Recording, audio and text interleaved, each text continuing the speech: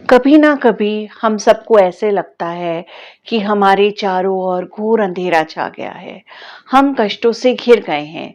उस समय हम उम्मीद करते हैं रोशनी की एक किरण की, आशा की एक किरण की, जो आकर के हमारे कष्टों का अंत करे। और यदि वो हमें मिल जाती है तो हमारे कष्टों का अंत होता है, तो हम अपने भगवान का बहुत बहुत धन्यवाद करते हैं। आज मैं आप सब लोगों के साथ ऐसे ही अंधेरे के अंधकार में समय की बात करना चाहूंगी। जी हाँ, कंस का वो साम्राज्य जिसमें चारों ओर हाहाकार, अत्याचार और पाप फैला हुआ था। उस समय मथुरा की जेल में, मथुरा के कारागार में, देवकी मैया के आंचल में श्री कृष्ण ने रोशनी के रूप में जन्म लिया और मथुरा के कष्टों का नाश किया। जी हाँ, मैं बात कर रही हूँ कृष्ण जन्माष्टमी की।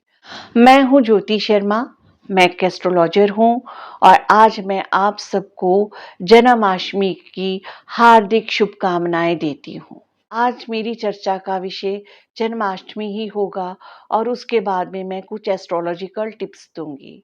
यदि आप इस चर्चा और इन टिप्स में इंटरेस्टेड हैं तो अंत तक इस वीडियो को ज़रूर देखिए। अगर आपने मेरा चैनल सब्सक्राइब नहीं किया है तो सबसे पहले आप मेरा चैनल सब्सक्राइब करें। अब हम बात करते हैं कृष्ण भगवान के जन्म पर, उनके जन्म में होने वाले त्योहार और उत्सव की चर्चा।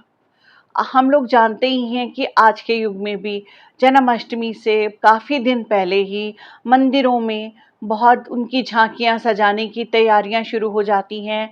बहुत खूबसूरत लाइटिंग की जाती है और कई मंदिरों में तो कृष्ण लीला का भी आरंभ हो जाता है।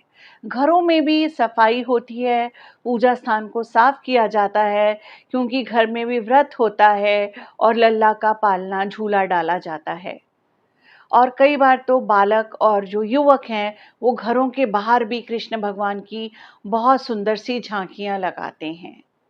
अब मैं आपसे कृष्ण भगवान की कथा का थोड़ा सा वर्णन करना चाहूंगी। मैं उन बातों को लेके आना चाहूंगी जो शायद काफी लोग नहीं जानते हैं।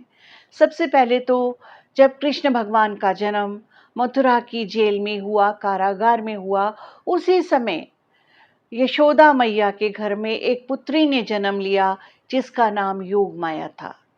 जैसे ही योग माया का जन्म हुआ, उन्होंने अपनी सम्मोहन का, माया का असर डाला। उन्हीं की वजह से मथुरा के सारे जो पहरेदार थे, द्वारपाल थे, पूरी मथुरा सो गई। उनके सोने पर ही जब द्वारपाल सो गए, कंस की पूरी नगरी सो गई। उसी समय वासुदेव जी ने कान्हा को कपड़ों में लपेटकर टोकरी में डाला। ये तो थी योग माया की, सम्मोहन की बात।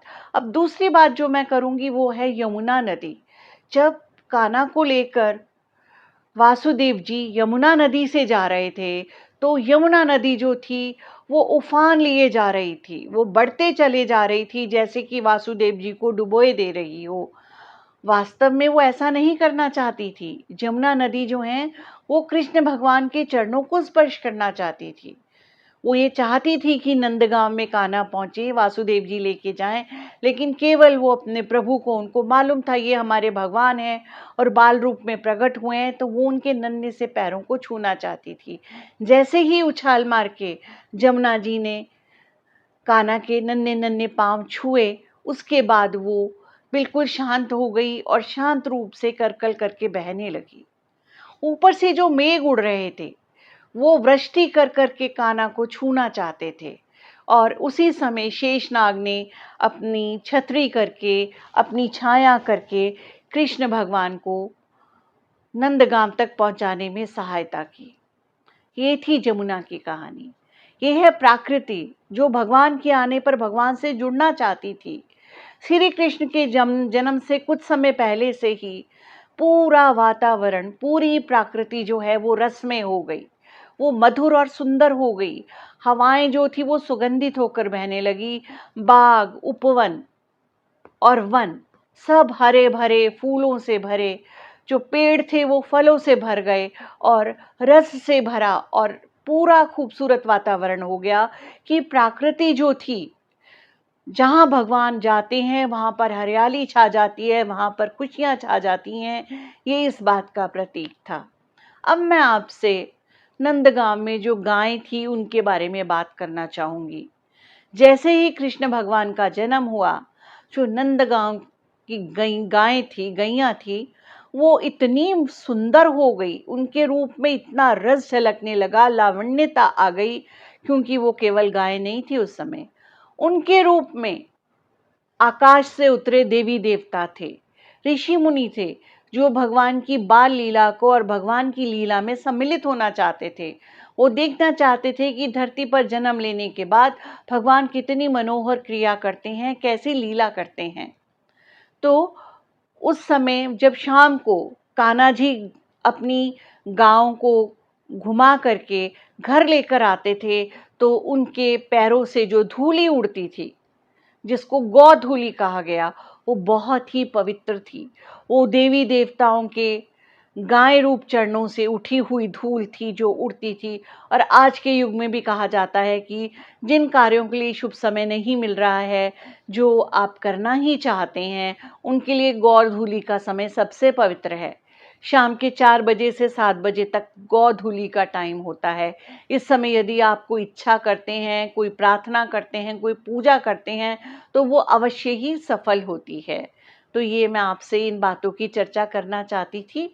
अब मैं आपसे भगवान कृष्ण ने जो हमें दिया, जो उपलब्धियां दी, उनके बारे में बात करना चाहूँगी। मेरी दृष्टि में भगवान कृष्ण ने हमें 3 महा उपलब्धियां दी।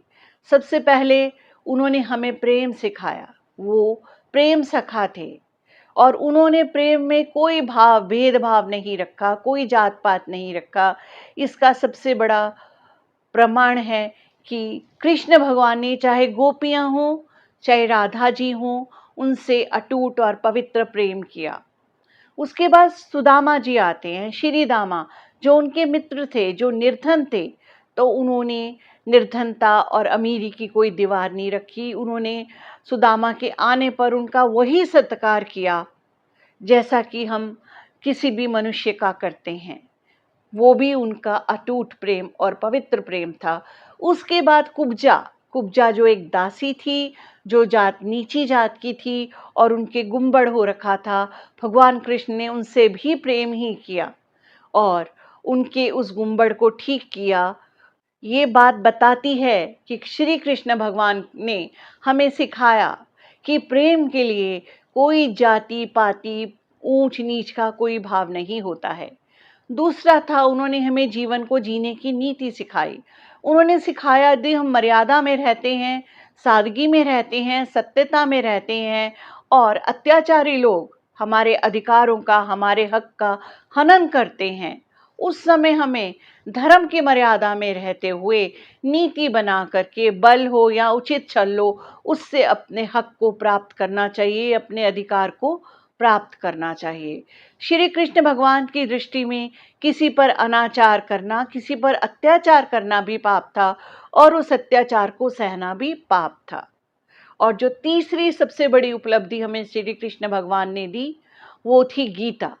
गीता का प्रवचन, गीता का सार, जो उन्होंने अर्जुन को बताया गीता में कि जीवन शैली को किस तरह से जिया जाता है, जीवन को जीने का उन्होंने ढंग बताया।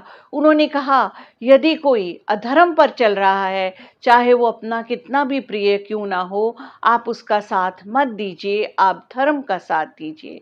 और गीता को पढ़ करके आज के युग में भी कितने महान व्यक्ति जो हैं, वो अपने जीवन में सफलता पा रहे हैं। ये 3 उपलब्धियां हमें श्री कृष्ण ने बहुत ही स्पष्ट रूप से और प्रैक्टिकल जीने के लिए दी, प्रैक्टिकल लाइफ को जीने के लिए दी। वो था प्रेम, नीति और गीता का प्रवचन। अब मैं आपसे बात करती हूँ एस्ट्रोलॉजिकल टिप्स की। जैसे कि हम लोग जानते हैं कि घर में किसी भी बालक का जन्म होता है, घर में अगर कोई किसी की शादी होती है, कोई शगुन के कार्य होते हैं, तो पुराने समय से ही हमारे घर में जो स्त्रियां होती थी बड़ी, वो मालन को आदेश देती थी। माली की पत्नी को, जो फूल पत्तों को चुग करके लाते हैं, उनसे कहा करती थी कि आप हरे पत्तों की एक बंधनवार बना कर लाइए और हमारे जो बंधनवार को है हमारे दरवाजे पर लगा दीजिए। वो उनसे बंधनवार मंगवाती थी और उसके बाद उनको वो शगुन देती थी, बधाई देती थी कि आप हमारे लिए ये लेकर आए हैं। ये बंधनवार खाली एक दरवाजे पे लटके हुए पत्तों की तार नहीं होती थी, इसके अंदर एक बहुत बड़ा अर्थ होता था। तो सबसे पहले तो मेरी आप सब लोगों से ये प्रार्थना है कि कान्हा का जन्म है और हम अपने-अपने घरों में मनाते हैं और हम सोचते हैं कि कान्हा हमारे ही घर में है, तो सबसे पहले अपने घर के बाहर एक बंधनवार, एक तोरण पत्तों की लगवाइए, वो पत्ते आम के हों या अशोका के हों। ये जो बंधनवार है, जो पत्ते हैं हरियाले या अशोका के पत्ते हैं, जब ये आपके दरवाजे पे लटक जाते हैं, तो ये आपके घर में नकारात्मक शक्ति का प्रवेश नहीं होने देते। ये आपके घर में बुरी बलाओं को नहीं आने देते, बुरी नज़र को नहीं आने देते और शत्रुता के से भरे हुए लोगों की कुदृष्टि को नहीं आने देते। ग्रहों से जो आपके जीवन में अनिष्ट हो रहा है उससे भी बचाव करते हैं। तो आप इस तोरण को ज़रूर लगाइए। और यदि आपने दिवाली की तोरण भी बंधनवार लगा रखी है तो आप उसके ऊपर इसे बांध सकते हैं। और कुछ समय पश्चात जब आपको लगता है कि ये जो पत्ते हैं ये ढलक गए हैं या सूख गए हैं, तो आप इनको उतार करके अपनी क्यारी में डाल दीजिए, क्योंकि ये वहाँ पर रहकर भी आपके घर में बुरी चीज़ों का, बुरी शक्तियों का, नकारात्मक ऊर्जा का प्रवेश नहीं होने देंगे और हरियाली में मिल कर के आपके घर में सुखद अनुभव देंगे। तो आप लोगों से मेरी ये प्रार्थना है और ये मेरा टिप है कि अगर आप इससे सुख पाना चाहते हैं तो अपने द्वार पर इसको ज़रूर लगाइए। और जो मेरा दूसरा टिप है वो भगवान का ये मंत्र है, श्री कृष्ण गोविंद हरे मुरारी, हे नाथ नारायण वासुदेवा।